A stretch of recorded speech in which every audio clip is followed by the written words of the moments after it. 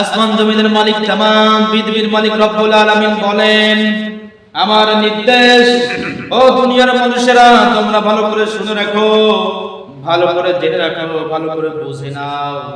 আমার নির্দেশ, আমার আদেশ, তোমরা একমাত্র কেবলমাত্র শুধুমাত্র আল্লাহ তাআলার ইবাদত করবা। আল্লাহ তাআলার ইবাদত করবা, আর কারোর ইবাদত করা যাবে না। এটা কার নির্দেশ? আল্লাহর নির্দেশ।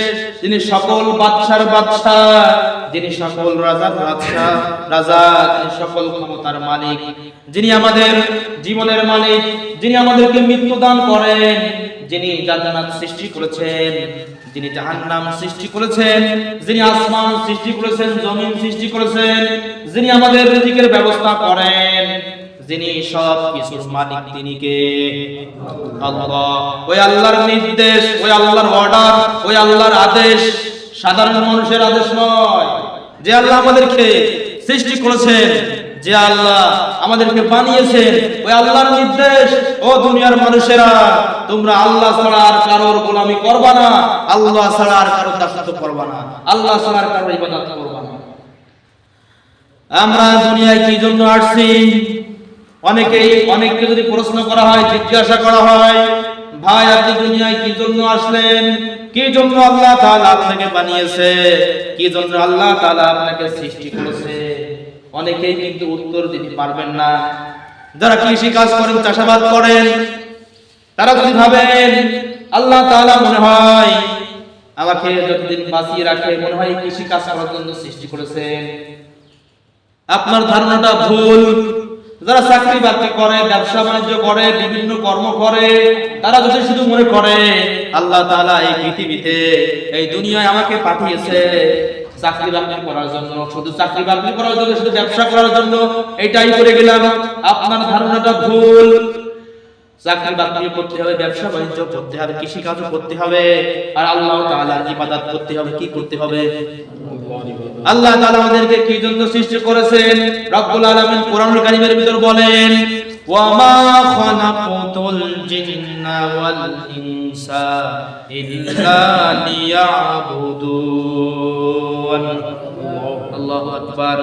আসমান জমিনের মালিক, তামাম পৃথিবীর মালিক রব্বুল আলামিন বলেন, আমি মানুষদেরকে সৃষ্টি করেছি, আমি মানুষদেরকে বানিয়েছি একমাত্র আমার ইবাদত করার জন্য, আমার দাসত্ব করার জন্য, আমার গোলামি করার জন্য।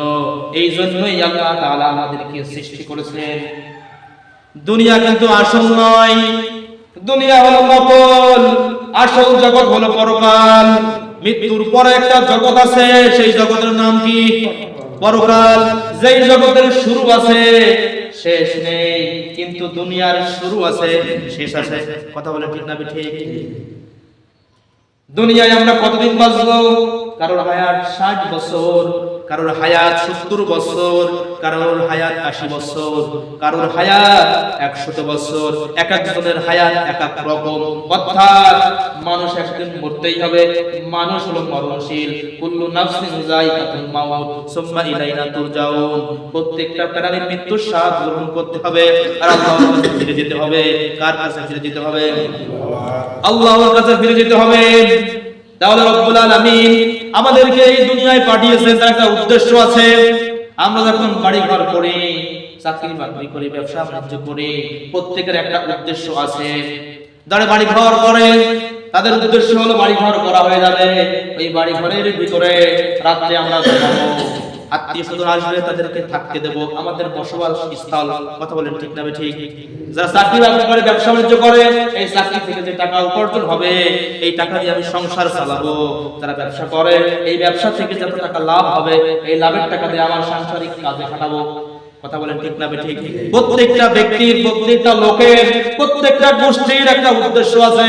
তদ্রূপ রব্বুল আলামিন আমাকে আপনাকে যে বানালো, আমাকে আপনাকে সৃষ্টি করলো, এর একটা উদ্দেশ্য হলো তার ইবাদত করা, তার দাসত্ব করা, তার গোলামি করা।